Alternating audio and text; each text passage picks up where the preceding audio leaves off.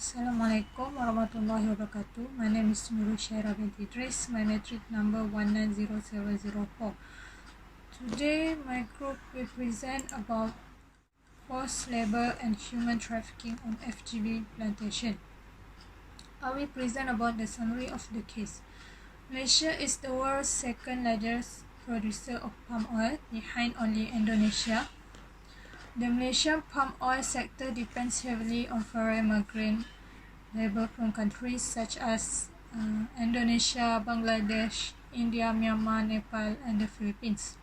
Major palm oil producing companies use third-party labor recruitment contractors and informal brokers to hire workers for plantation. These contractors, through sending country labor recruiters or brokers, often deceive migrant workers in their home countries by promising high wages and good working conditions that are far from the reality. The journey to Malaysia can be dangerous and for some has resulted in death or arrest. Mass graves with the body of Rohingya refugees and Bangladesh migrants bound for work in Malaysia were discovered in 2015 along the Malaysian and Thai border. Survivors of human trafficking recall horrors such as rape, torture, and water deprivation en route to work on Malaysian plantation. Human trafficking can then lead to forced labor. Liberty Share has reported that many of the subcontractors used by companies like FGV to staff plantation are linked to organized crime faction. These crime factions collude with local law enforcement to evade prosecution and sometimes force migrant workers to bribe police. Migrant workers are commonly charged exorbitant fees by contractors and brokers, which are used to hold workers in debt. These fees, many of which were not agreed to by the migrant when they began their journey, which can result in months of unpaid work for migrant workers. Unethical recruitment practices are key drivers of forced labor in the Malaysian palm oil sector. Contractors and plantation overseas often seize and retain the passport of migrant workers to prevent them from leaving. Malaysia has a very strict immigration law, and minor violations by migrant workers, such as travelling without a passport, could land them in a jail for months and lead to their deportation. The absence of passport is a key indicator of forced labor, as it creates a dynamic where workers cannot freely leave the plantation. There are around 2 million documented migrant workers in Malaysia and an estimated 4 million undocumented migrant workers. The Malaysian Agriculture Planters Association (MAPA) report that foreign labor on plantation comprise 80% of the total, and the Malaysian Palm Oil Board database yield an even higher level at 84%. Migrant workers are by law forced to remain with one employer. Harsh laws like this discourage workers from leaving dangerous work environments where they may be trapped in forced labor conditions. Women working on palm oil plantation are usually relegated to lower paying positions, such as maintaining the palms, which also put them at a point of greater contact with harmful pesticides. Malaysian law also forbids migrant workers from marrying, and immigrant women are deported if they are found to be pregnant. These laws and workplace practice have created an employment environment especially difficult for women workers.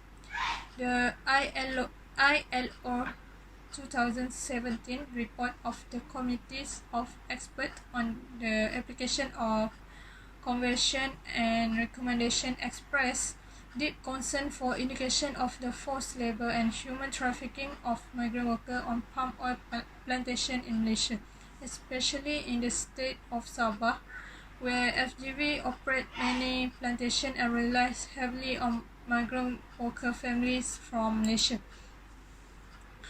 The ILO cites an Indonesian governmental report that estimates there are 72,000 Indonesian children on Malaysian palm oil plantation in Sabah subjected to forced labor conditions. These children are denied citizenship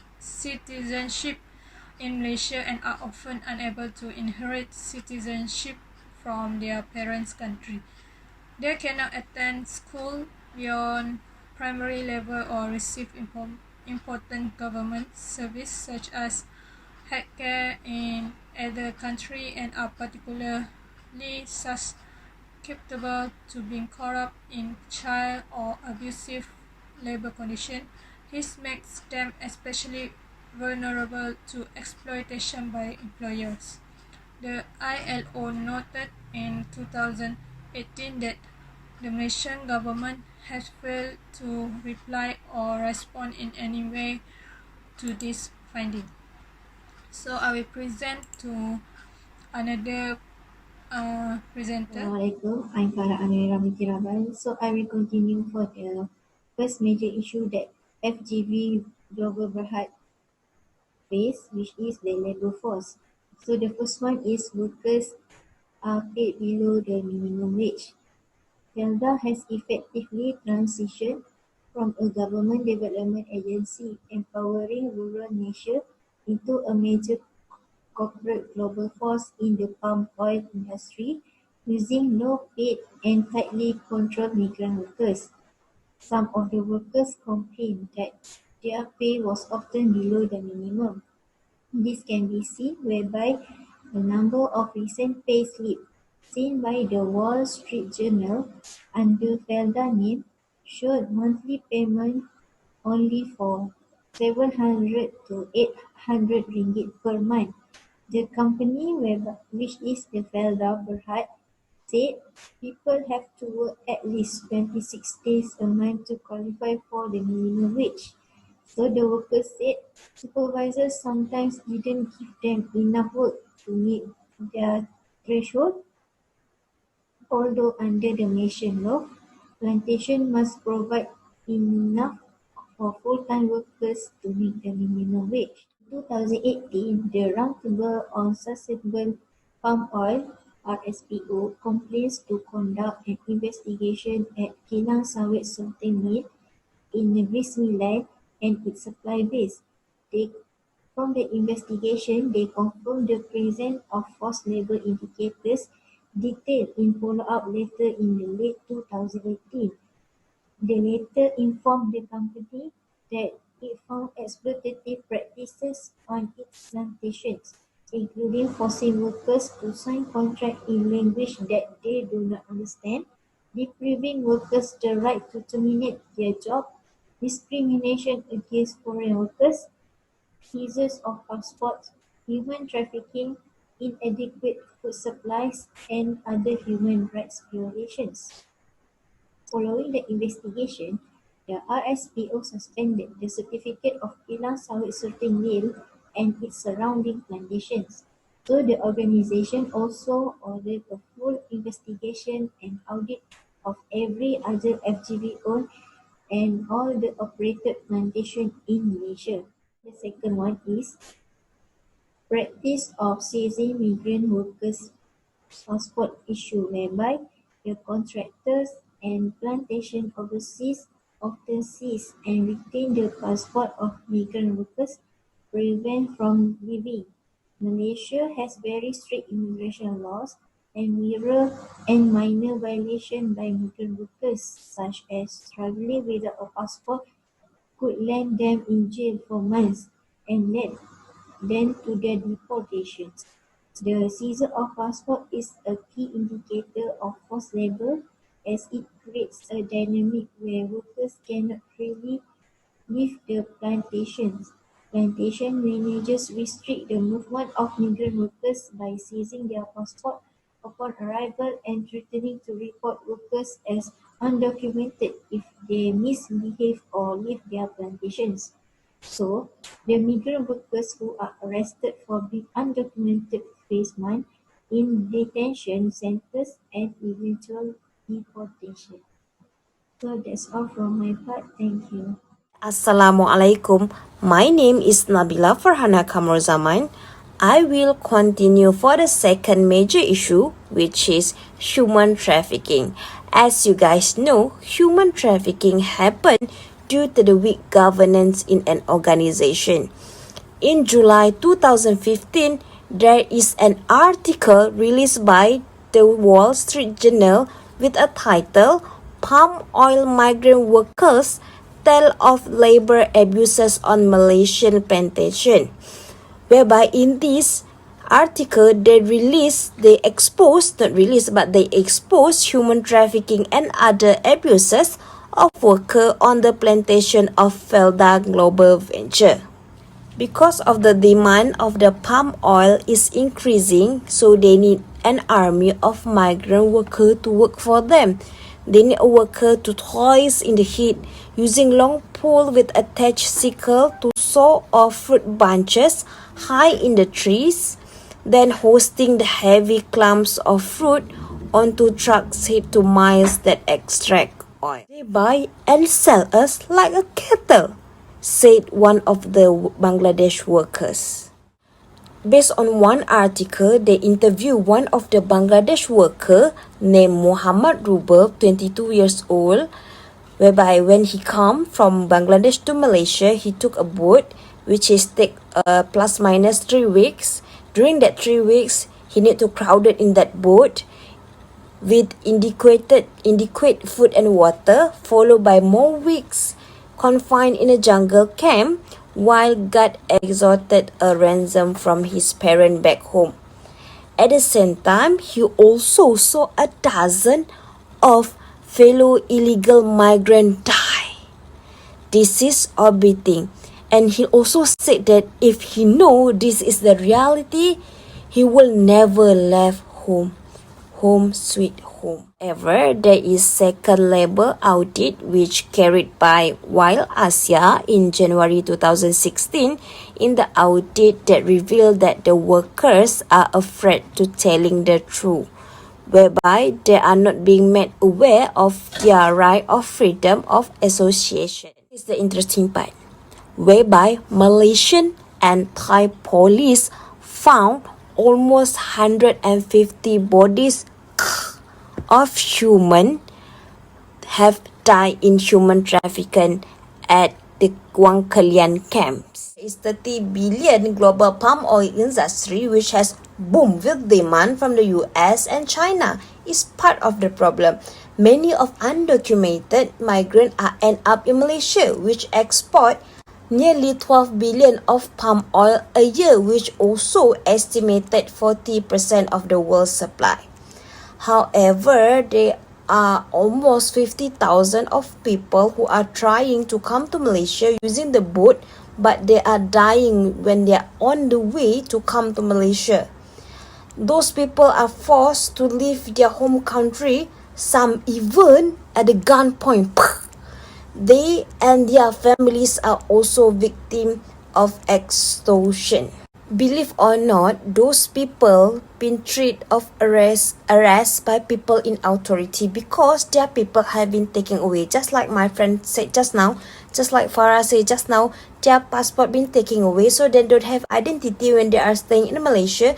So those authority people arrest them, And at the same time, they work in the toxic environment where they don't have any protective gear when they are working, and they don't get any training before they start their work.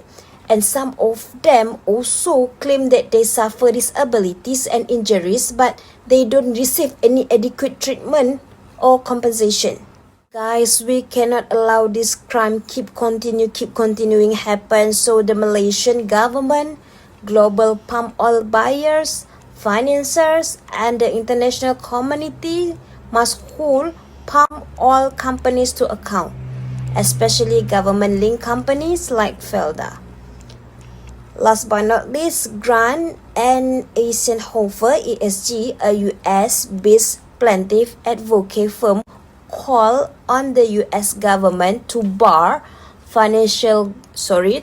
Felda Global Venture filed on June 24, 2019, says the company workers have had to contend with poor conditions such as extreme isolation, limited food supply and medical attention, and unsafe working environment and intimidation.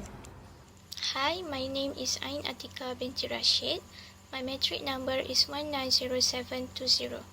Okay, now I will talk about the latest update on FGV cases. Okay, the global palm oil industry body has suspended the sustainability certification process for some plantation of Malaysia FGV holdings after they failed to meet the labor standard. The Roundtable of Sustainable Palm Oil (RSPO) said in a statement they also has resuspended the certificate of FGV Kilang Sawit Serting after unsatisfactory findings from audit of its palm oil processing plants and supply bases. The RSPO first suspended its certification for Kilang Sawit Serting and its supply base in 2018 after investigation found signs of forced labor exploitation practices, and lower supervision of contractor hiring foreign workers. Okay, next, the suggestion for the issue. Okay, first, the company can adopt recruitment and human resource practices that minimize the risk of forced labor, such as concerning wages, working hours, and employment contract. Next, companies should take preventive measures against human trafficking and raise awareness about the vulnerabilities and hazards that can face irregular migrants. Okay, next, when company use a private employment agency to recruit workers, make sure this agency operates on a high standard of ethics. For example, the company can use the services of agencies that do not charge fees to workers. Okay, next suggestion is company do not confiscate or force worker to hand over personal document. But if requested by worker, such as for a security reason, a company can develop policies and procedure for holding such documents that prevent the possibility of abuse. Okay, last but not least, company also can participate in national and international anti-trafficking programs, including media campaigns, and coordinate with local and national authorities, worker organizations, and other stakeholders. Okay, that's all from us. Thank you.